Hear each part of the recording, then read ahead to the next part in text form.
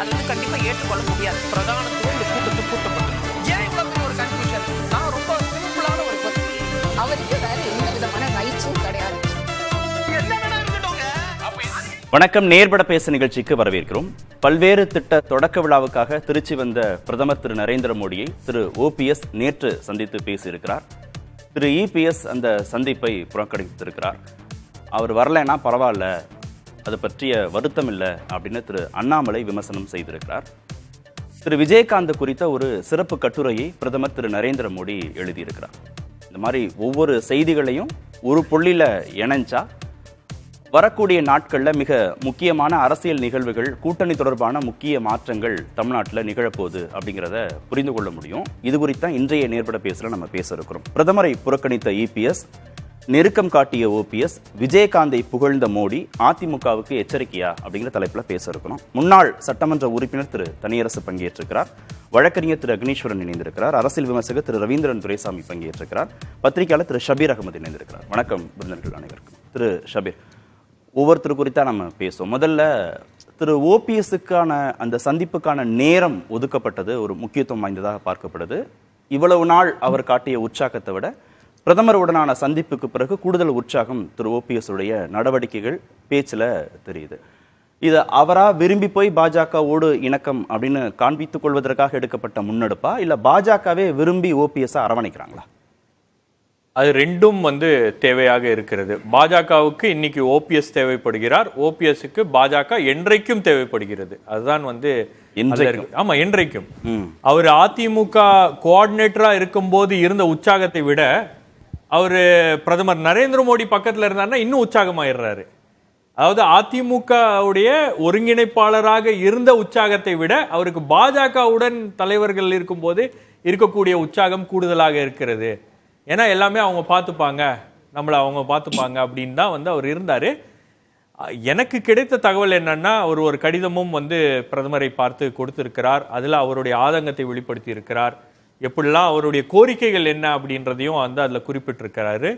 Plus அவருக்கு நடந்த துரோகங்கள். ஏன்னா உங்களுக்கு அவர் அதிமுக ஒருங்கிணைப்பாளராக இருந்து அந்த ஒற்றை தலைமை அப்படின்ற இடத்துக்கு EPS வந்ததுக்கு பிறகு இவர் பலமுறை டெல்லியுடைய கதவுகளை தட்டி இருக்கிறார். அந்த கதவுகள் எல்லாம் திறக்கவில்லை. OPS தட்டின கதவுகள் எல்லாம் திறக்கவில்லை. OPS பல முயற்சிகளை எடுத்தாரு. எப்படியாச்சும் போய் டெல்லியில சந்திச்சிடலாம், நாம போய் பார்த்து பேசலாம், இல்ல ஏதாச்சும் ஒரு இடத்துல நமக்கு பாஜக உதவிராதா அப்படின்ற மாதிரி ஒரு ஏக்கத்துல இருந்தாரு. அது எதுவும் நடக்கல. இப்ப தேர்தல் நெருங்கக்கூடிய சூழல்ல இந்த 5 மாநில தேர்தல்கள்லாம் முடிஞ்சு இப்ப தமிழ்நாட்டில் நமக்கு கூட்டணி தேவை அப்படின்ற ஒரு நிலை அப்படின்றது பாஜகவுக்கு ஏற்பட்டிருக்கிறது. அதனால பாஜக OPS கூட வச்சுக்கிட்டோம்னா, OPS தட்டும் போது மூடி இருந்த பாஜகவுடைய கதவு இப்ப திறக்கிறதுக்கு காரணம் திரு எடப்பாடி பழனிசாமி கூட்டணி முறிவுன்னு அறிவிச்சு அதுல உறுதியா நிக்கிறதுக்கு பிறகான செயல்பாடுன்னு புரிஞ்சுக்கலாமா? நீங்க EPSக்கு ஒரு செக் கொடுக்கறதானே. நீங்க அதிமுகவுக்கு இன்னைக்கு ஒரு செக் கொடுக்கணும். அதுக்கு என்ன பண்றது? நீங்க OPS கையில எடுக்கிறோம் அப்படின்னு தெரியும் போது இவர் இறங்கி வரமாட்டாரா அப்படின்ற ஒரு இதுதான். இப்ப ரெண்டுமே எங்க நிக்குதுன்னா, யாரு போய் அப்ரோச் பண்றது?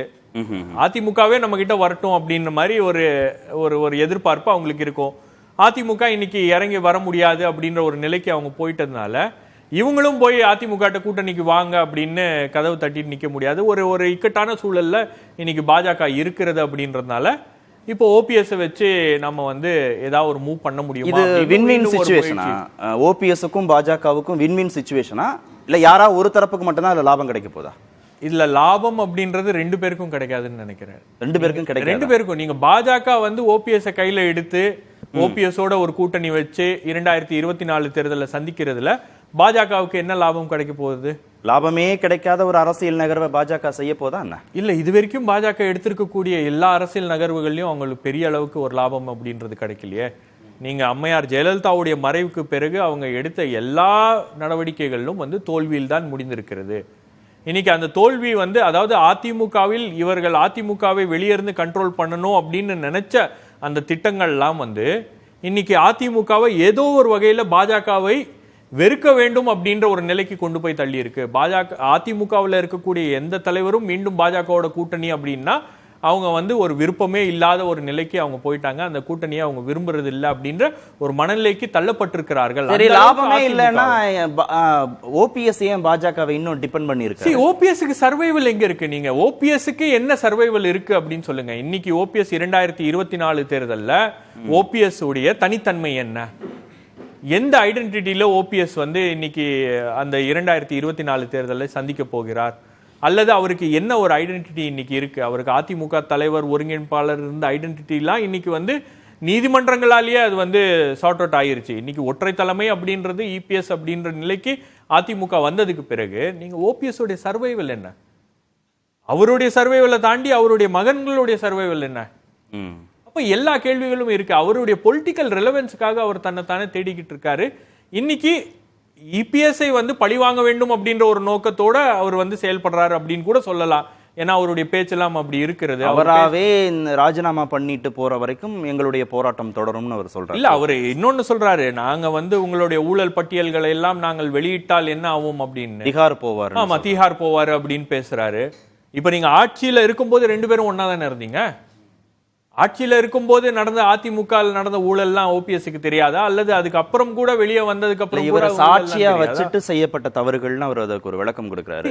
அதுதான் ஓபிஎஸ் உடைய ப்ராப்ளம் என்னன்னா, he is searching for his political relevance. அவர் இன்னைக்கு பொலிட்டிக்கல்ல ரெலவெண்டா இருக்கணும் அப்படின்றதுக்காக எந்த விஷயங்கள்லாம் கையில எடுத்தாருன்னா நம்ம ரெலவெண்டா இருக்க முடியும், பாஜக நம்மளை பார்க்கும், பாஜக நமக்கு ஒரு செகண்ட் லீஸ் ஆஃப் லைஃப் கொடுக்குமா அப்படின்ற ஒரு எதிர்பார்ப்போட ஓபிஎஸ் இன்னைக்கு இந்த களத்துல இருக்கார் அப்படின்னு தான் நான் பாக்குறேன். திரு தனியரசு, ஓபிஎஸ்னால பாஜகவுக்கு லாபம் இல்ல, பாஜகனால ஓபிஎஸ்க்கும் லாபம் கிடைக்க போறது இல்லைன்னா இந்த உறவுல என்ன அர்த்தம் இருக்கு? இதுல 2 பேரும் கை நீட்டிக்கிறதுல என்ன கிடைச்சிட போகுது? ரொம்ப கூர்மையா கருத்துக்களை முன்வைக்கிறவர் தான். இந்த பார்வையில நான் மாறுபடுறேன். அதாவது பாஜக புரட்சி தலைவர் அம்மாவுடைய மறைவுக்கு பிறகு அதிமுகவில் ஏற்பட்டிருக்கிற இந்த நெருக்கடிகளால் அதனுடைய நகர்வில் எந்த முன்னேற்றமும் அல்லது எந்த பலனையும் அடையவில்லைன்னு சொன்னாங்க. ஆனா உங்களுக்கு நல்லா தெரியும், பாஜக எப்பொழுதுமே உடனடியாக தேர்தலில் வெற்றி பெற்று அறுவடை செய்கிற கட்சி அல்ல. அது வந்து ஒரு ரொம்ப கவனமாக தன் அஸ்திவாரத்தை வலிமைப்படுத்தி கொண்டே பரவலாக்கப்பட்டு அது வலிமைப்படுத்தப்பட்டு கொண்டே அது தன்னுடைய இயக்கத்தை ஒரு காலம் நிறுத்தாது. அது பாரிய அளவில் புரட்சி தலைவர் அம்மாவுடைய மறைவுக்கு பிறகு அதிமுகவுடைய இந்த பலகீனத்தை பயன்படுத்தி அது கால் பதித்திருக்கிறதுங்கிறத நம்ம சபீர் அகமது தெரியும். ஆனா நீங்க இப்ப ஓபிஎஸ் ஏன் பாஜகவுக்கு தேவைப்படுறார் அல்லது பாஜக அண்ணன் ஓபிஎஸ்க்கு தேவைப்படுறாருன்னா அதை சரியா சொன்னார். இபிஎஸ்ஐ பழி வாங்குவதற்கு அண்ணன் ஓபிஎஸ் பாஜகவோடு மோடியோடு கரம் பற்றுகிறார். அதே மாதிரி இப்ப உண்மையிலேயே எடப்பாடி பாஜகவை விட்டு விலகி தனித்து தேர்தலை சந்திப்பது என்று முடிவெடுத்து களத்துக்கு வந்திருந்தால் அது மோடியாவுக்கு அண்ணன் ஓபிஎஸ் தேவைப்படுறார். அது வந்து அவங்க பலவீனப்படுத்திடணும், இபிஎஸ் பலவீனப்படுத்திடணும்ன்ற அந்த ஒரு புள்ளியில ஓபிஎஸும் பாஜகவும் இணைகிறார்கள். அதானே உறுதியா இணைகிறாங்க. அதுல லாபம் கிடைக்கணும்ல, லாபம் கிடைக்காத ஒரு இணைவுல என்ன கிடைச்சிட போகுதுன்னு கேட்கிறேன். லாபமே கிடைக்காது, 2 பேருக்கும் லாபம் கிடைக்க போறது இல்லைன்னா அந்த இணைப்புனால என்ன பிரயோஜனம்னு கேட்கிறேன். அது உண்மைதான். இப்ப நான் அதை ரொம்ப கவனமா சொன்னேன். நான் வந்து அது இபிஎஸ் அதாவது பாஜக ஓபிஎஸ் டிடிவி ஒரு அணியாவும் எடப்பாடி ஒரு அணியாவும் களத்துல நிக்கிற பொழுது திராவிட முன்னேற்ற கழகம் இப்ப ஒரு நெருக்கடியில் இருந்தாலும் கூட அந்த கூட்டணி வலிமையால அது இலகுவா இவர்களுடைய வாக்கு சிதறதுனால இந்த வருகிற 2024 நாடாளுமன்ற தேர்தலில் அது முழுமையான வெற்றியை பெற்றிடும். அதுல எந்த மாற்று கருத்து இல்லை. ஆனாலும் கூட எடப்பாடி அண்ணா திராவிட முன்னேற்ற கழகத்தை அல்லது ஒரு திராவிட பெரும் கட்சியை சிதைப்பதற்கு தான் இந்த பாஜக இந்த தந்திரமான வேலைகளை தொடர்ந்து செய்யறாங்க. உண்மையிலேயே எடப்பாடி பலகீனப்பட்டுட்டாங்கன்னா இப்ப அதிமுகவில் ஒரு ஸ்டார் ஒரு லீடருங்கிற குறைந்தபட்ச முயற்சி செய்யறதுக்கு அங்க ஆள் இல்ல. எல்லாரும் ஒரு 3-4 திராவிட கட்சிகளை பாஜக பலவீனப்படுத்துதுன்னு தெரிஞ்சேதான் ஓபிஎஸ் பாஜகவோடு போய் இணைஞ்சுக்கிறாரா என்ன? அவங்க எல்லாம் அந்த கருத்து அல்லது அந்த திராவிட கருத்தியலில் கோட்பாட்டிலிருந்து விலகி அவங்க எல்லாம் முழுமையாகவே பாஜக அல்லது RSS தத்துவத்தை ஏற்றுக்கொண்டு விட்டார்கள் அப்படிங்கிறதுல இப்ப நமக்கு ஒண்ணும் மாற்று கருத்து இல்லை. இப்ப ஓபிஎஸ்ஓ இப்ப இபிஎஸ்ஓ இவங்க எல்லாமே முழுக்க பாஜக RSS இந்துத்துவ கருத்துக்களில் இருந்து எந்த நிலையிலையும் இவங்க மாறுபடவே இல்லை. இப்ப அது முழுமையா கோட்பாட்டு ரீதியா சித்தாந்த ரீதியா இவர்கள் பாஜகவை தழுவி பாஜகவை ஏற்றுக்கொண்டு இவர்களுடைய தலைவராக மோடியை ஏற்றுக்கொண்டார்கள். இவர்களுடைய தலைவராக தந்தை பெரியாரையோ பேரறிஞர் அண்ணாவையோ புரட்சி தலைவரையோ புரட்சி தலைவர் அம்மா அவர்களையோ ஒரு வாக்குக்காக இவர்கள் பயன்படுத்துகிறார்களே அல்லாமல் இப்பொழுது நிகழ்காலத்தில் இவர்கள் மோடியை அமித்ஷாவை இவர்கள் அதிமுகவினுடைய ஒரு சுப்பீரியர் லீடர், அவர் தான் பிரசிடென்ட் மாதிரி ஒரு ஃபவுண்டர் மாதிரியான ஒரு நிலைமைக்கு போயிட்டாங்க. அவங்களுக்கு ஒரு தலைவர் வேணும். ஒண்ணு புரட்சி தலைவர் இருந்தாரு, அப்புறம் புரட்சி தலைவர் அம்மா இருந்தாங்க, இப்ப மோடி இருக்கணும்னு விரும்புறாங்க. மோடியுடைய அன்பை பெறுவதில்தான் இவர்களுக்குள்ள போட்டியே தவிர மோடி அவங்களே தலைவர் சொல்லிக்கிறது இல்லையா? அவங்களே தலைவர் தானே எல்லாரும் சொல்லிக்கிறாங்க. அவங்களுக்கு ஒரு தலைவர் தேவைன்னு இப்ப தேடுறாங்களா என்ன? சசிகலா தன் அளவுல ஒரு தலைவர்னு சொல்றாங்க, டிடிவி தன் அளவுல ஒரு தலைவர்னு சொல்றாரு, ஓபிஎஸ் தன் அளவுல ஒரு தலைவர்னு சொல்லிட்டு இன்னொரு தலைவரை தேடுறாங்களா தங்களுடைய கட்சிக்கு? இல்ல அதுதான் இப்ப நீங்க அம்மாவை எப்படி ஒரு இடத்துல வச்சுக்கிட்டு இவங்க எந்தெந்த இடத்துல இருந்தாங்கன்னு உங்களுக்கு தெரியும். புரட்சி தலைவர் எந்த இடத்துல வச்சுக்கிட்டு இவங்க எல்லாம் எங்க இருந்தாங்கன்னு தெரியும். அப்படி ஒரு இடத்துல மோடியை வச்சுக்கிட்டு இவங்க ஏதாவது ஒரு இடத்துல இருக்கணும். அதிமுகவுல ஒரு சமமான இடத்துல இவர்களுக்குள்ள ஒரு அதிகாரம் இருக்கணும். அந்த கட்சியில ஒரு ஆட்சி அதிகாரம் வருகிற பொழுது இவர்களுக்குள்ள அந்த பகிர்ந்துகிட்டு கட்சியில பதவி பகிர்ந்துக்கணும். ஆட்சியை கைப்பற்றிய பிறகு அதிகாரத்தில் பகிர்ந்து கொண்டு இவர்கள் இந்த அரசியல் நிகழ்வுகால அரசியல்ல யதார்த்த அரசியல்ல நடைமுறை அரசியல்ல பயணிக்கிறதை தவிர இவர்களுக்கு ஒரு சித்தாந்த வேட்கை சித்தாந்த மோகம் எதுவும் இல்லைங்கிறதுனாலதான் இந்த கட்சி இப்படி ஒரு நிலைமைக்கு ஆளாயிருக்கிறது. அது மட்டும் இல்லாம பாஜக அதுல நீங்க தேசிய கட்சிகளால ஒரு லாபமும் இல்ல, நாங்க கூட்டணியில இருக்கிறதுனால அவங்க மசோதாக்கள்லாம் நாங்க ஆதரிக்க வேண்டியதா இருக்கு, அதனால எங்களுக்கு கெட்ட பெயர் வந்துருச்சு, தேசிய கட்சிகள் பாரபட்சமா நடந்துக்கிறாங்க, பாஜகவுடனான கூட்டணி வேண்டான்னு சொன்ன இபிஎஸ்ஐயும் பாஜகவோடு உறவு வேணும், பிரதமர் மீண்டும் திரு நரேந்திர மோடி தான் பிரதமர்னு சொல்ற ஓபிஎஸ்ஐயும் எப்படி நீங்க ஒரே தட்டுல வைக்கிறீங்க? கொள்கை இல்லாதவர்கள் எப்படி ரெண்டு பேரையும் சமன்படுத்துறீங்க? இல்லையா, கார்த்திகேயனுக்கு தெரியாது இல்ல, ஒரு மூத்த நெறியாளர் ஐயா எடப்பாடி எனக்கு வாக்களிங்கன்னு 2024 கேட்கிறாருன்னு வச்சுங்களேன், இரட்டை இலைக்கு வாக்களிங்கன்னு கேட்கிறாங்க. அல்லது ஓபிஎஸ் என்ன அல்லது அந்த அணியில் இருக்கிறவங்க எல்லாம் மோடியை பிரதமராக்கிறதுக்கு வாக்கு கேட்கிறாங்க. எடப்பாடி இந்த 10 ஆண்டு கால மோடி அல்லது பாஜக அரசுக்கு நீங்கள் ஏன் வாக்களிக்க கூடாதுன்னு சொல்லாம, தாமரைக்கு நீங்க ஏன் வாக்களிக்க கூடாதுன்னு சொல்லாம இரட்டை இலைக்கு வாக்களிங்கன்னு மட்டும் கேட்டா, இது மாதிரி உலகத்துல ஒரு அரசியல்வாதி எங்கேயாவது பார்த்திருக்கீங்களா? அதுவும் இல்லாம ஒரு பெரிய திராவிட கட்சிக்கு பொதுச் செயலாளரா தனித்து போட்டியிலிருந்து எல்லாம் மீண்டு ஒரு பொதுக்குழுவை நடத்தி முடிச்ச எடப்பாடி ஒரு வார்த்தை கூட மோடி குறித்தோ 10 ஆண்டு கால பாஜக அரசினுடைய மக்கள் விரோத சட்டங்கள் அல்லது திட்டங்கள், அதனுடைய விசாரணை முகமைகளை ஏவுவது, எதிர்கட்சிகளை ஒழிப்பது, இடி, வருமான வரித்துறை அமலாக்க பிரிவு, வருமான வரித்துறை, மத்திய குற்றப்புலனாய்வு அமைப்புகள் எல்லாம் இந்தியா முழுக்க பாரிய அளவில் எதிர்கட்சிகளை எப்படி நசுக்குதுங்கிறத பத்தி எல்லாம் எந்த கவலையும் இல்லாம எடப்பாடி மௌனித்து கைகட்டி மறைந்திருந்து பாஜக வாழ்க மோடி வாழ்கன்னு மனதுக்குள்ள சொல்லிட்டு இருக்கிறார். ஒரு இருட்டுல ஒருத்தர் பயணிக்கிற பொழுது உங்களுக்கு சில பேர் அந்தந்த தெய்வங்களை நம்பி அதை மனசுக்குள்ள பேசிக்கிட்டே போவாங்க. இந்துவா இருந்தா அவர் முருகா முருகான்னே சொல்லிட்டு போவாரு. அச்சத்துல இயேசுவை நம்புறவங்க ஏசையா ஏசையான்ட்டு போவாங்க, அல்லாஹ்வை நம்புறவங்க. அது மாதிரி இவங்க எல்லாம் இப்படி மறைந்திருந்து இப்ப எடப்பாடி மோடி ஐயா வாழ்ந்துன்னு தான் இருக்கிறாரு. மோடியை பத்தி, அமித்ஷாவை பத்தி, பாஜகவை பற்றி எடப்பாடி ஒரு வார்த்தை எலெக்ஷன்லயும் பேச மாட்டாங்களா? எலெக்ஷன் பிரச்சாரத்திலையும் பேச மாட்டாங்களா? திரு இபிஎஸ் பேச மாட்டாரா? பேசவே மாட்டாங்க, பேச மாட்டாங்க. உறுதியா எடப்பாடி மட்டுமல்லையா, எடப்பாடி கட்டளையிட்டு இருக்கிறார் ஒரு வார்த்தை கூட. அதாவது ஐடி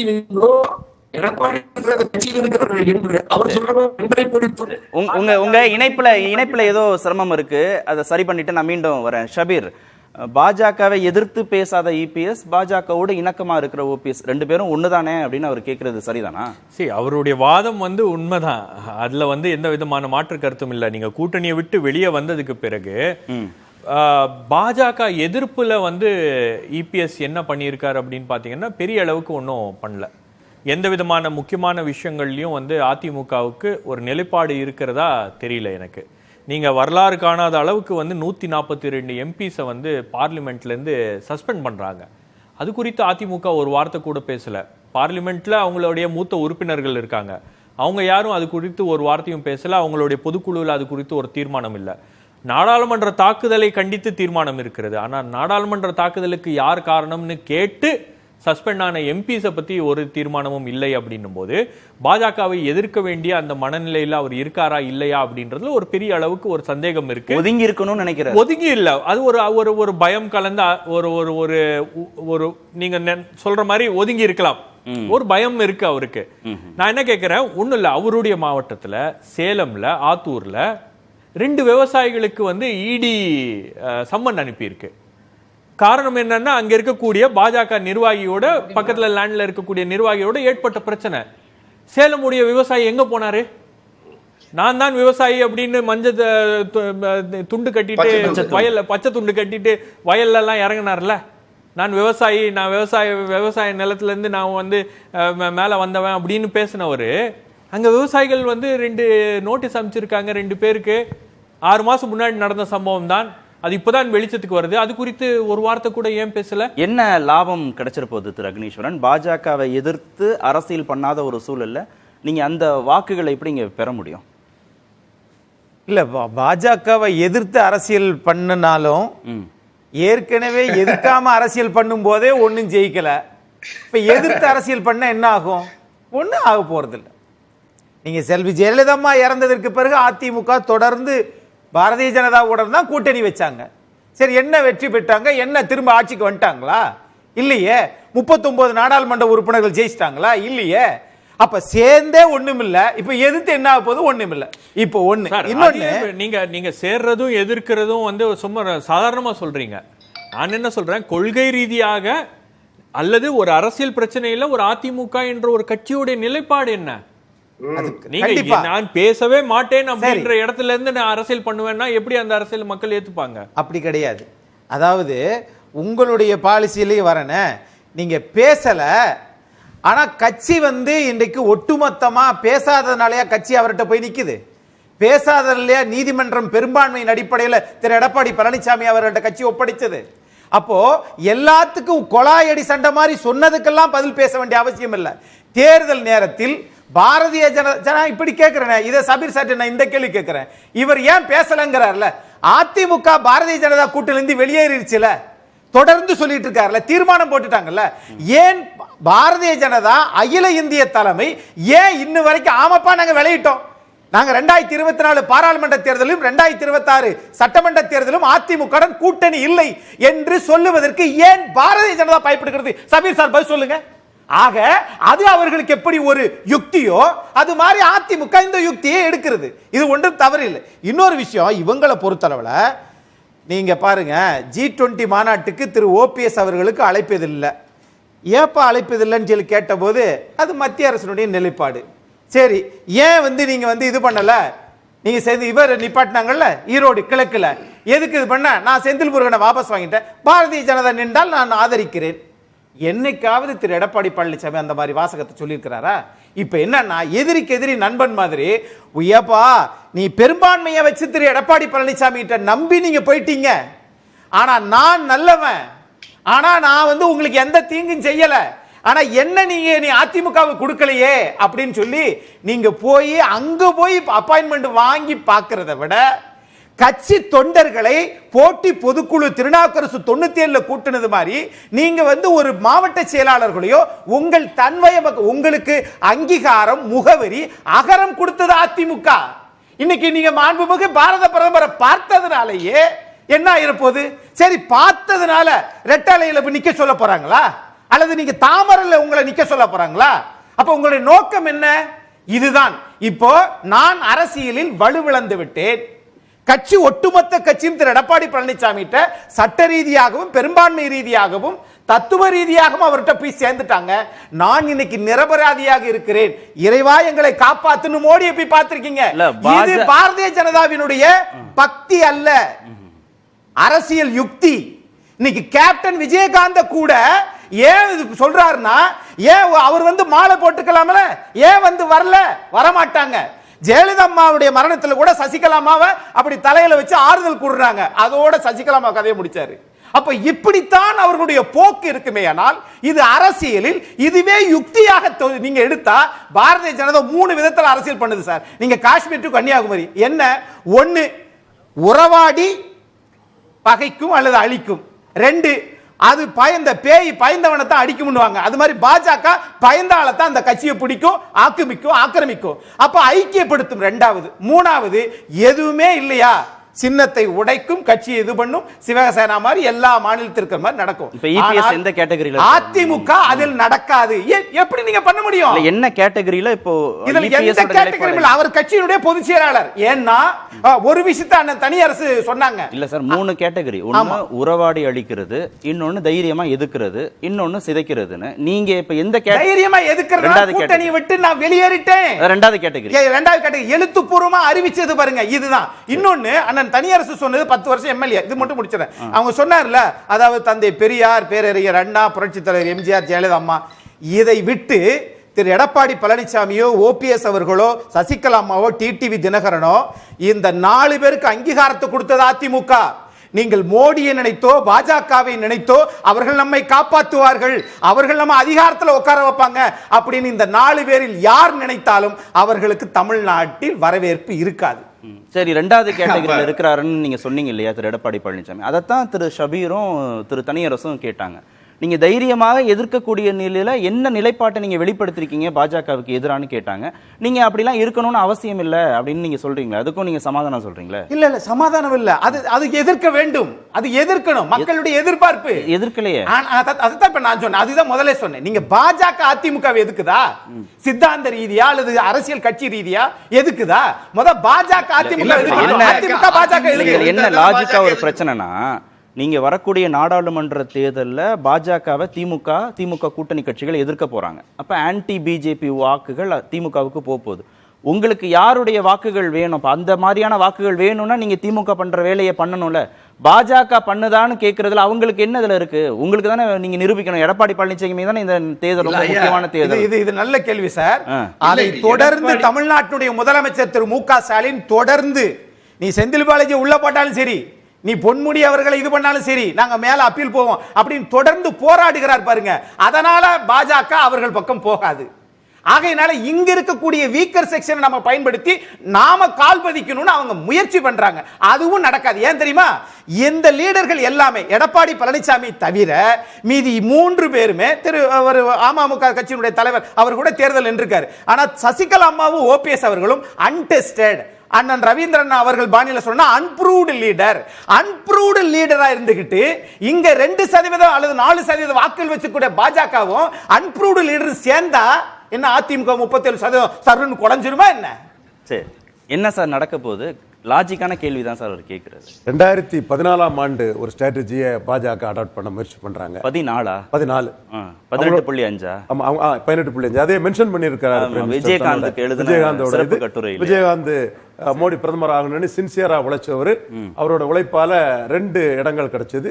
அந்த நன்றி உணர்வோட கன்னியாகுமரியில் வெற்றி பெற்ற பொன் ராதாகிருஷ்ணன் வந்திருந்தாரு. என்னோட வெற்றிக்கு காரணம் விஜயகாந்த்ங்கிறத அன்புமணி ராமதாஸ் அவர்களும் பதிவு பண்ணியிருந்தாங்க. 2 சீட்டு தான் கிடைச்சி. அந்த 2 சீட் சின்சியரா உழைச்சவர் விஜயகாந்த், அவரால் அந்த 2 சீட்டாவது கிடைச்சது. அப்போ அவங்க என்ன பாஜக பார்க்குறாங்கன்னா, நமக்கு இங்கே எதிர்ப்பு அதிகம். அவர் எதிர்க்கிறாரு, தனியரசு எதிர்க்கிறாரு, அக்னீஸ்வரன் எதிர்க்கிறாரு, சபீர் அகமது எதிர்க்கிறாரு.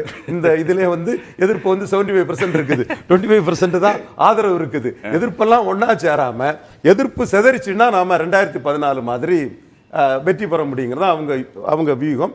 அந்த வியூகத்தோட தன்மையை நேற்று இங்க திருச்சிக்கு வந்துட்டு போன பிரதமர் விஜயகாந்தை முன்னிறுத்தி விஜயகாந்த் பெரிய அளவுக்கு குளோரிஃபை பண்றதுக்கு தகுதியானவர் தான். அதுல ஒண்ணு சொல்றாருல, 1989க்கு பிறகு 2014 முக்கியமான பிராந்திய கட்சிகள் இல்லாம ஒரு தேசிய கட்சி கூட்டணி அமைச்சு 18.5% வாக்குகள் வாங்கினுச்சுன்னு சொல்றாருல. 2014க்கு அப்புறம் 10 வருடங்களுக்கு பிறகு தேர்தல் நடக்குதுல்ல. அப்போ சேர்ந்த கட்சிகளே பாஜகவோடு சேர்ந்தாலும் அவங்க அப்ப வச்சிருந்த வாக்கு வங்கியை இப்ப வச்சிருக்காங்க. அவர் எதிர்பார்ப்பு அந்த இதுல வர்றாரு. ஓகே, இந்த இடத்துக்குள்ள அவர் என்ன பார்க்காருன்னா, 2019ஆம் ஆண்டு 20% வாக்கு தான் இபிஎஸும் ஓபிஎஸும் டிரான்ஸ்பர் பண்ணி கொடுக்க முடிஞ்சது. ஜெயலலிதா அம்மையார் 2014ஆம் ஆண்டு 45% வாக்கு வச்சிருந்தாங்க. அந்த 45% வாக்குல இபிஎஸ் ஓபிஎஸ் ரெட்டையர்களுக்கு 2 தலைவர்கள் மருது பாண்டியர்கள், ஒரு இலை அவரு ஒரு இலை இவரு, இப்படி எல்லாம் அவங்க முன்ன வச்சாங்க. தம்பி கூட தான் பேசியிருப்பார், மருது பாண்டியர்கள் ரெட்டை குழல் துப்பாக்கின்னு அக்னீஸ்வரன் கூட பேசியிருப்பார், நான் மறுக்க வரல. அவர்கள் 2 பேரும் வாங்கி கொடுத்தது 20% வாக்குகள் தான். இந்த 20% அதிமுக வாக்காளர்கள் தான் மோடியை ஏற்றுக்கொண்ட வாக்காளர்கள். அதிமுகவுக்கு ஆதரவா மோடியா லேடியான்னு கேட்கும்போது இந்த தனியரசு போன்றவர்கள்லாம் ஏற்காத வாக்காளர்கள்.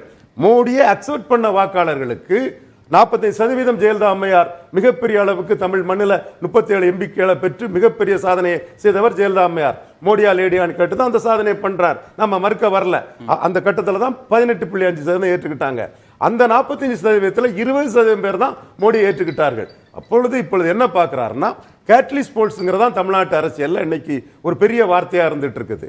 அந்த கேட்லிஸ் போல்ஸ் ஆட்டு அந்த 20% வாக்குக்கு இபிஎஸும் ஓபிஎஸும் நின்றார்கள். அது EPS plus OPS plus Modi leadership. இப்போ அந்த வாக்குல மோடி லீடர்ஷிப் பிளஸ் ஓபிஎஸ் பெரும் பகுதி நிற்கும்னு அவர் நம்புறாரு. ஓபிஎஸ் ஒரு பெரிய தலைவராட்டு கேட்டலிஸ்ட் ஆட்டு முன்னிறுத்த போறாரு. இதற்கு எனக்கு அதுல ஒண்ணு மட்டும் விளக்கி சொல்லுங்க. ஓபிஎஸ்ஓ சசிகலாவோ டிடிவி தினகரனோ யாரை சேர்த்தாலும் பாஜக என்ன நம்புதுன்னா அதிமுக வாக்குகள் வந்துரும் தானே நம்புது. அதிமுகவில் மோடி லீடர்ஷிப்பை ஏற்றுக்கொண்ட வாக்குகள் 2019ஆம் ஆண்டு. அப்படி கூட பிரிக்கணுமா அதை? சார் எப்படி சார் ஏத்துக்கிறோம்? அதுதான் ஜெயலலிதா அம்மாவுக்கு செய்யற துரோகம் இல்லையா அண்ணா? இல்ல சரி, நான் கேட்டேன். நீங்க பிரிக்கிறீங்க. என்னன்னா 20 தான் ஏத்துக்கிட்டாங்க. இல்ல பாஜகவுடனான கூட்டணி வேண்டாம் அப்படின்னு அனைத்து கட்சி தொண்டர்களின் ஒப்புதலோடு தீர்மானம் நிறைவேற்றிய திரு இபிஎஸ் பக்கம் அந்த தொண்டர்கள் நின்று வாக்கு செலுத்துவாங்களா? இல்ல பாஜக தான் இவ்வளவு பிரச்சனைகளுக்கு காரணம்னு இங்க விமர்சிக்கிறாங்களே, அது மாதிரி அதை பத்தி எல்லாம் கவலைப்படாம போனா ஓபிஎஸும் டிடிவியும் சசிகலாவும் இந்த வாக்குகளை வாங்கி கொடுத்துட முடியுமா பாஜக? ஓபிஎஸ் நீங்க ஓபிஎஸ்க்கு முக்கியத்துவம் கொடுக்காங்க.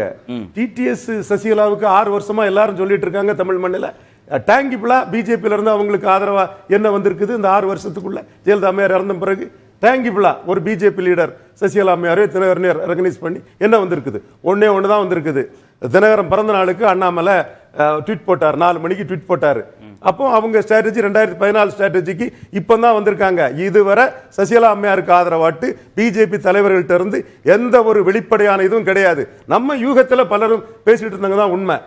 அதனாலதான் நான் சொல்றேன், இந்த 20% வாக்கு 2 பேருக்கு கேட்லிஸ்ட். ஒன்னு மொத்த அதிமுக வாக்கு சதவீதம் 45%. அப்படி சொல்றீங்களா? 45% ஜெயலலிதா அம்மையாருக்கு. இப்ப எவ்வளவு சதவீதம் இருக்கிறதா கணிக்கிறீங்க? கடைசியா நடந்த மக்களவை தேர்தலில் 20% தான் கிடைச்சது. அதுல மோடி ஆதரவு அதிமுக வாக்குகள் எத்தனை சதவீதம்? 20% மோடி லீடர்ஷிப்னு தான் இபிஎஸும் ஓபிஎஸும் கான்ட்ரிபியூட் பண்ணாங்க. அதிமுக வாக்கு எத்தனை சதவீதம்? அது மேட்டர் இல்ல. கடைசியா நடந்தது 2021 பொது தேர்தலில் எவ்வளவு? இல்ல அது மேட்டர் இல்லைன்னா அது 0. இப்ப நடக்க போறது மக்களவை தேர்தல். சரி, மக்களவை தேர்தல்ல மோடி பிரதமர்னு எத்தனை அதிமுக வாக்காளர்கள் வந்து எத்தனை சதவீதம் கான்ட்ரிபியூட் பண்ண வருவாங்க? அது 20% இபிஎஸும் ஓபிஎஸும் ரெட்டையரா கான்ட்ரிபியூட் பண்ணாங்க. அதுல கன்சிஸ்டன்டா மோடி பிரதமர்ங்கிறதுல எந்த வித பிசிறும் இல்லாம தெளிவா நின்னவர் ஓபிஎஸ். ரெட்டலையா தாமரையானா கூட லீடருக்கு தான் ஓட்டு. லீடருக்கு தான் ஓட்டு. சின்னத்துக்கு வேல்யூவே இல்லைன்னு சொல்ல வரல. சின்னத்துக்கு வேல்யூவே இல்லைன்னு சொல்ல வரல. பட் அந்த சின்னம் தொடர் தோல்வியில இருக்கக்கூடிய சின்னம். இன்னும் சொல்ல போனா கலைஞரா புரட்சி தலைவரான்னு கேட்கும் போது எம்ஜிஆர் பெரிய வெற்றியை பெற்ற சின்னம். கலைஞரா புரட்சி தலைவரான்னு கேட்கும் போது கடைசி கட்டத்தில் ஜெயலலிதா அம்மையார் பெரிய வெற்றி பெற்ற சின்னம். ஆனா முக ஸ்டாலின் பெரிய அதிர்ச்சி தான் திரு எடப்பாடி பழனிசாமி. முடிச்சிடுறேன். இது பெரிய முக ஸ்டாலின் தொடர் தோல்வி சின்னம் தோல்வி சாமியா தான் எடப்பாடி இருக்கிறார். சொல்லுங்க இடைவெளி. இல்ல அதாவது நான் ஒரு கருத்துல மாறுபடுறேன். அதாவது நீங்க 2024க்கு பிறகு மீண்டும் பாஜக ஆட்சிக்கு வந்துச்சுன்னா மாநில கட்சிகளுடைய நிலைமை என்ன இருக்கும் அப்படின்றது ஒரு பெரிய கேள்விக்குறி. அது இங்க மட்டும் கிடையாது, தமிழ்நாடு மட்டும் கிடையாது, இந்தியா முழுவதும் அந்த கவலை அப்படின்றது இருக்கு. இந்தியாவில் இருக்கக்கூடிய மாநிலங்கள்ல ஆளக்கூடிய கட்சிகள், ஆளாத எதிர்கட்சிகள் எல்லாத்துக்கும் வந்து இந்த ஒரு சவால் அப்படின்றது இருக்கு. ஏன்னா பிஜேபி ஒரு அசுர பலத்தோட மீண்டும் அவங்க வராங்க அப்படின்னா அவங்க அடுத்தது பண்ண போறது வந்து எல்லா மாநில கட்சிகளையும் வீக்கன் பண்றது தான். அதுதான் அவங்களுடைய பாலிடிக்ஸ், அதுதான் அவங்க பண்ணிட்டு இருக்காங்க. அதுல அதிமுக பெரிய விதிவிலக்கெல்லாம் இல்லை. அதிமுகவில் ஒரு 20% பேர் வந்து மோடியை ஆதரிச்சு அவங்க வாக்களிக்க போறாங்க நாடாளுமன்ற தேர்தலில் அப்படின்னு சொல்றதே வந்து அதிமுக அதுக்கப்புறம் இருக்காது அப்படின்னு தான் அர்த்தம். ஏன்னா அந்த குறியோட நீங்க பாத்தீங்கன்னா அதுக்கு நீங்க பாஜக போய் சேர்ந்துடலாம். நீங்க அதிமுகவில் எதுக்கு இருக்கீங்க? திரு தனியரசு, அதிமுகக்குள்ள 20% வாக்காளர்கள் திரு மோடி ஆதரவாளர்கள்னு திரு ரவீந்திரன் துரைசாமி சொல்றாரு. மோடி ஆதரவாளர்கள் இல்லையா, மொத்தம் வாங்கினதே 20 விழுக்காடு வாக்கு. அந்த 20 விழுக்காடு வாக்கு மோடியை ஏற்றுக்கொண்டவர்கள் தான். ரவீந்திரன் துரைசாமி என்ன சொல்றது சரிதான். 100 விழுக்காடு ஏற்கனவே நீங்க புரட்சி தலைவர் அம்மாவுடைய மறைவுக்கு பிறகு இவங்க என்ன பிரச்சாரம் பண்ணாங்கன்னா, அதிமுகவை காப்பாற்றுவதே மோடி அமித்ஷா ஐயா தான், அதிமுகவில் எடப்பாடி ஓபிஎஸ் எல்லாம் இப்படி எல்லாரும் இந்த ஆட்சியை நடத்துறது, இந்த கட்சிக்கு கடுமையான நெருக்கடி சோதனைகள் வந்த பொழுதெல்லாம் இதை பாதுகாத்து நம்ம எல்லாம் பாதுகாக்கிற ஒரே ரட்சகர் ஒன்றிய அரசு, பிரதமர் மோடி, அமித்ஷா தான்னு இவங்க வந்து கிட்டத்தட்ட 2.5 கோடி தொண்டர்கள்ட்டி கடைசி வரைக்கும் கொண்டு போய் சேர்த்துட்டாங்க. அப்ப அவங்க எல்லாம் என்ன நினைச்சிட்டாங்க, இவங்க எல்லாம் இப்ப அப்ப வந்து இப்ப நம்ம கட்சியை வழி நடத்துறது டெல்லியில இருந்து தான் வழி நடத்துறாங்க. இப்ப எடப்பாடி, ஓபிஎஸ் எல்லாம் வந்து இவங்கெல்லாம் வந்து அவங்களுடைய உத்தரவுக்கு யார் கட்டுப்படுறாங்க அல்லது அவருடைய அன்பை யார் கூடுதலா பெற்றிருக்கிறார்களோ அவர்களால் தான் இந்த கட்சியை வழிநடத்த முடியுங்கிறது தான் இப்ப அடிமட்ட வேற டோன்ல உள்ள வார்த்தை, வேற துணி, உத்தரவு வேற துணி. அன்பா உத்தரவா? உத்தரவுதான். இவங்க வந்து எதுக்கு இப்ப நாங்க கூட இப்ப எங்க அக்னி கூட கேட்டாரு, ஏன் பாஜக அதிமுகவை எதிர்க்கவில்லைன்னா, ஏன்னா அதிமுக பாஜகவோடு எங்கு முரண்பட்டாத்தான முதல்ல அவங்க எதிர்ப்பாங்க. இப்ப நீங்க எடப்பாடியோ அதிமுகவோ பாஜகவின் கொள்கைகள் மீதோ அதனுடைய திட்டங்களின் மீதோ அரசினுடைய மக்கள் விரோத சட்டங்களின் மீதோ அரசாணைகளின் மூலமாகவோ மாநில உரிமைகள் அல்லது ஆளுநருடைய அத்துமீறல், இந்தியா முழுக்க அவர்களுடைய போக்கு, சர்வதேச அளவில் அவருடைய போக்கு, இதுகளின் மீது அதிமுக என்கின்ற மாபெரும் அரசியல் கட்சியினுடைய நிலைப்பாடு என்னன்னு சபீரையா கேட்கிறாங்கல்ல. எம்ஜிஆர், ஜெயலலிதா, ரெட்டலங்கிற எந்த பெருமிதமும் அதிமுக தொண்டர்களுக்கு இல்லையா? திரு மோடி, அமித்ஷாங்கிற அந்த பெருமிதங்கள் மட்டும்தான் இருக்கா அதிமுக தொண்டர்கள்? முழுக்க மழுங்கடிச்சுட்டாங்க ஐயா. நான் எனக்கு தெரியும் 5 ஆண்டுகளா அணுவாக முழுக்க புரட்சி தலைவரை, புரட்சி தலைவர் அம்மா அவர்களையே மறக்கடித்து விட்டு ஒரு மிக அண்ணாமலையை வந்து நீங்க எடப்பாடியை விட அண்ணாமலையை ஒரு பெரிய ஒரு சுப்பீரியரா பாக்குற அளவுக்கு கீழே அதிமுக தொண்டர்களுக்குள்ளேயே ஒரு உணர்வு புறையோடி கிடக்குதுன்னா நம்ம அதை விட நம்ம வைக்கப்படுறதுக்கு என்ன இருக்கு?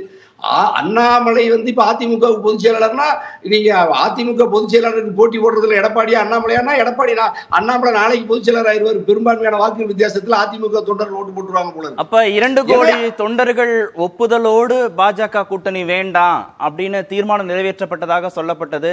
நன்றி, மீண்டும் வராதீர்கள்னு ஹேஷ்டாக் போட்டு அன்றைக்கு மகிழ்ச்சியை வெளிப்படுத்தி பட்டாசு வெடிச்சு இனிப்புகள் கொடுத்து கொண்டாடினதெல்லாம் அது என்னன்னா, நம்ம மறுபடியும் ஆட்சிக்கு வரணும்னா இஸ்லாமியர்கள், கிறிஸ்து, அது எடப்பாடி சொல்லி கொடுக்கறதா பாருங்க. பாவம் அந்த பொதுச் செயலாளர் பொறுப்பிற்கு வந்திருக்கிற எடப்பாடி என்ன சொல்றாருன்னா, சரி ஏயா பாஜகவில் இருந்து நீங்க தேர்தல் உறவை துண்டிச்சுக்கிட்டீங்க, கூட்டணி இல்லைன்னு சொல்றீங்கன்னு கேட்டா அந்த அந்த எடப்பாடி என்ன சொல்றாரு பாருங்க, ஒரே வார்த்தை தான், நாங்க வந்து பாஜகவிலிருந்து தேர்தல் உறவை துண்டித்துக் கொண்டதால் ஸ்டாலின், திமுக ரொம்ப வருத்தப்படுறாரு, தூக்கமே வர்றதில்ல.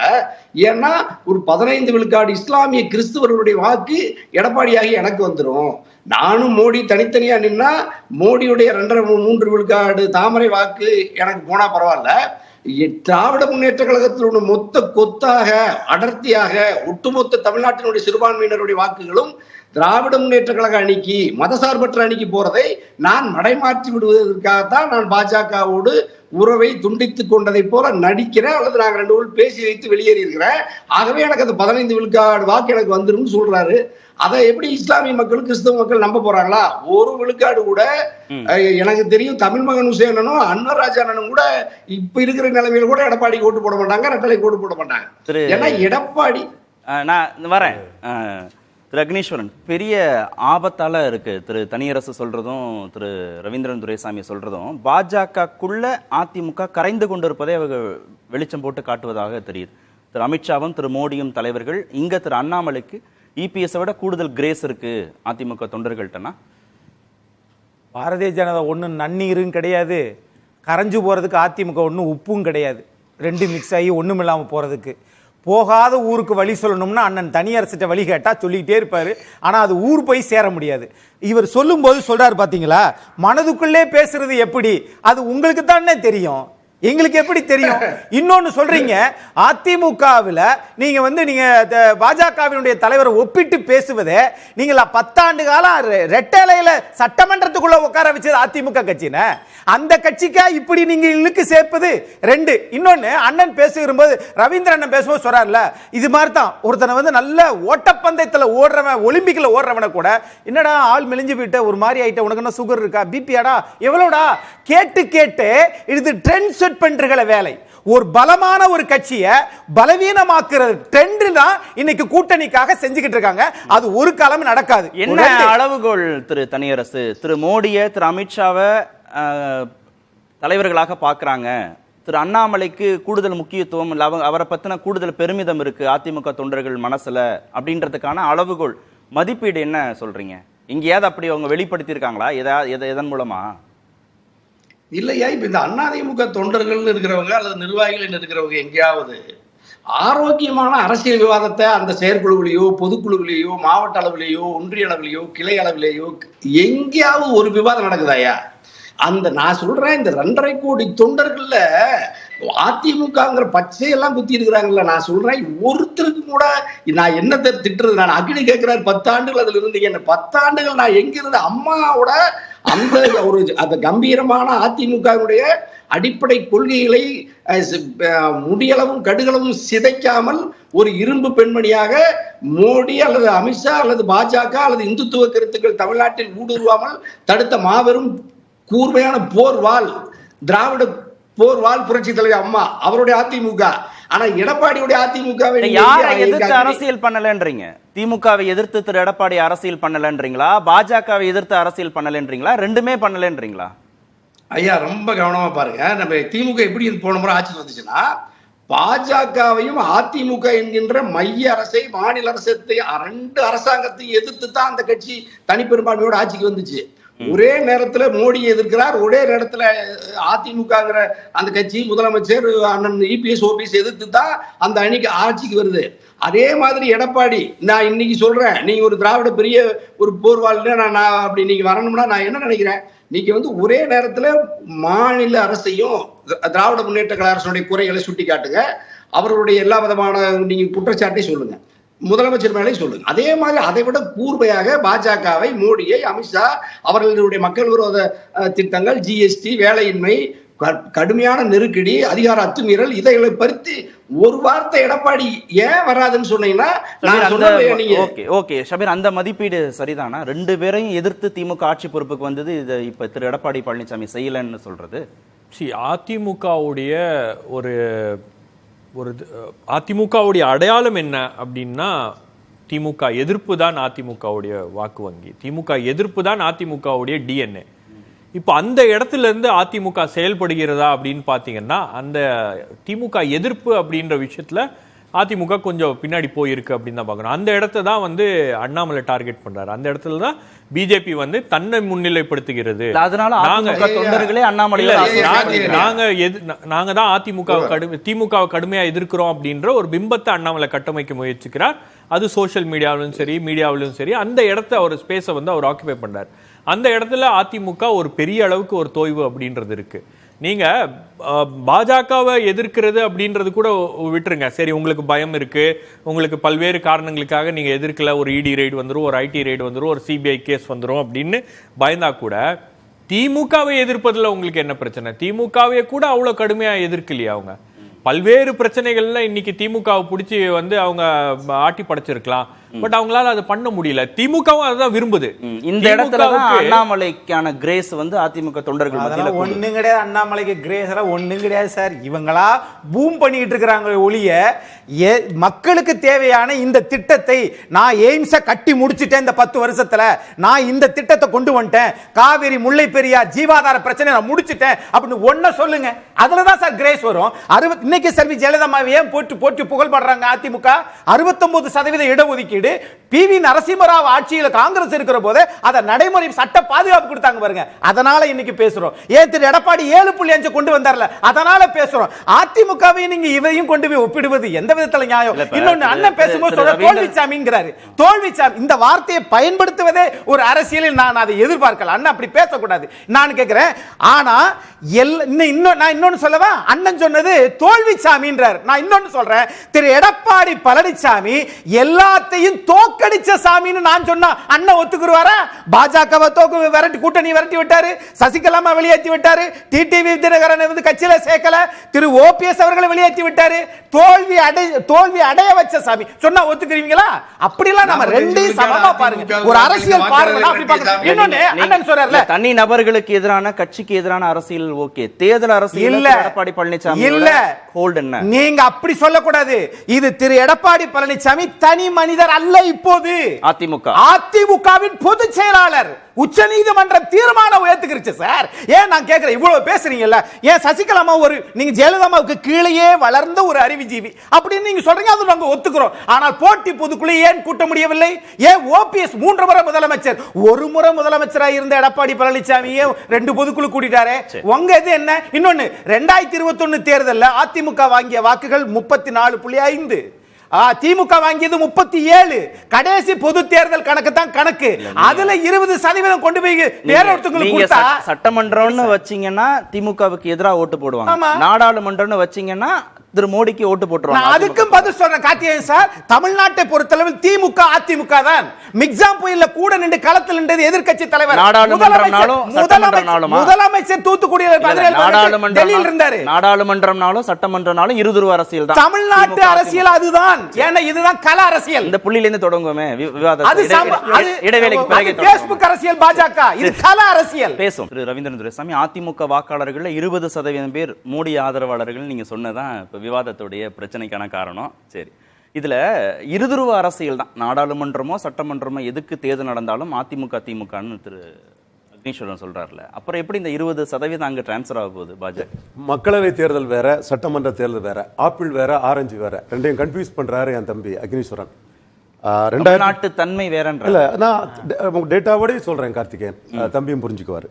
2014ஆம் ஆண்டு நடந்த தேர்தலில் ஜெயலலிதா அம்மையார் எந்த இடத்துலையும் கலைஞரை விமர்சனம் பண்ணல.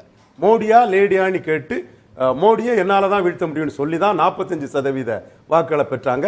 அதைத்தான் இன்னைக்கு தனியரசு போன்றவங்கெல்லாம் ஜெயலலிதாவின் சாதனையாட்டு பெரிய அளவில் பேசுவாங்க. நம்மளும் மோடி இதை விட மாட்டோம், பொறுப்பு கோணரை வரவேற்றாங்க, வழி அனுப்புனாங்க. Modi shore the place for ஜெயலலிதாங்கிறது அது வேற இது. பட் 45% வாக்கு ஜெயலலிதா அம்மையார் பெற்றாங்க, மக்களின் ஆதரவை பெற்றாங்க, 37 எம்பி சீட்டை பெற்றாங்க. எப்படி பெற்றாங்க? மோடி எதிர்ப்பில் தான் பெற்றாங்க.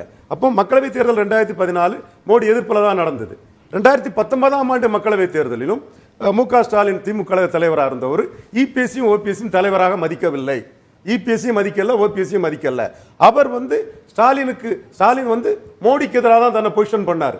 தன்னோட பொசிஷன் பிரதமராக இருக்கக்கூடிய மோடிக்கு இணையானதுன்னு தான் தன்னை பொசிஷன் பண்ணி மோடி எதிர்ப்பு அரசியல் தான் பண்ணார். அந்த மோடி எதிர்ப்பு அரசியல் தான் 53% வாக்குகள் பெறாரு. அவங்க அந்த 53% வாக்கு அவங்க ஜம்பாததுக்கு காரணம் ஒரு கேட்லிஸ்ட் போல்ஸ் ஆட்டு திருமாவளவன் ஜெயலலிதா அம்மையாரை ஆதரித்த பரையர் சும வாக்களை பெருமளவு அந்த அணியை கொண்டு போனார். காங்கிரஸ் ஜெயலலிதா அம்மையாரை ஆதரித்த கிறிஸ்தவ முஸ்லீம் வாக்களை பெருமளவு கொண்டு போனார். தனியரசு போன்ற சோதரர்கள் திராவிட இயக்கம்னு பேசி, திராவிட இயக்கம்னா ஸ்டாலின் தான் பெருமளவு 45% பெருமளவு ஸ்டாலின், திருமாவளவன், ராகுலுக்கு அந்த வாக்குகள் போச்சு. அடுத்தபடியா மீது 13% ஸ்டாலினும் வேண்டாம், மன்னிக்கவும், ராகுலும் வேண்டாம், மோடியும் வேண்டாம், 13% தினகரன், கமலஹாசன், சீமான் இவங்களுக்கு ஒரு 13% போச்சு.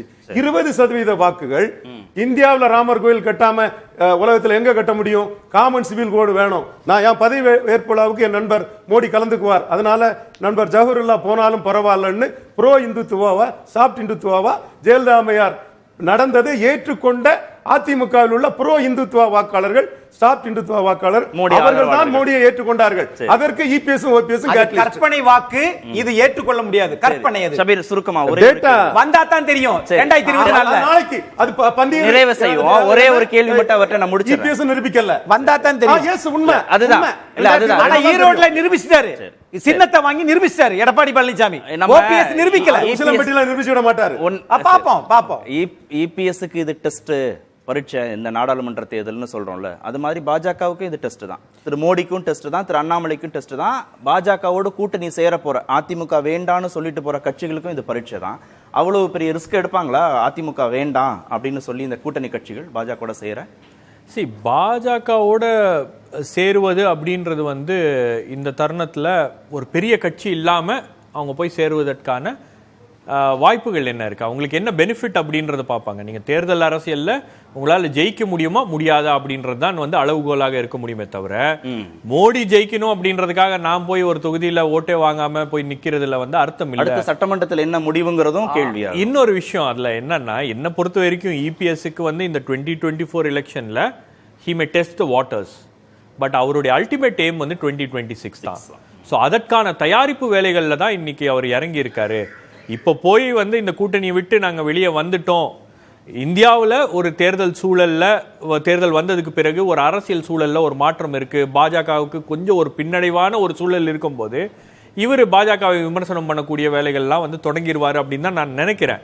ஏன்னா ஆனால் இந்த தருணத்துல வந்து அவரு கூட்டணியை விட்டு வெளியே வந்ததுக்காகவே இஸ்லாமியர்கள்லாம் வாங்க எனக்கு ஓட்டு போடுங்க, நான் பாருங்க பாஜக கூட்டணியில இல்ல, நேத்து வரைக்கும் நான் கூட்டணியில இருந்தேன், இன்னைக்கு இல்ல பாருங்க, நான் வந்து செக்குலர் ஆயிட்டேன் அப்படின்லாம் வந்து நீங்க அரசியல் பண்ண முடியாது.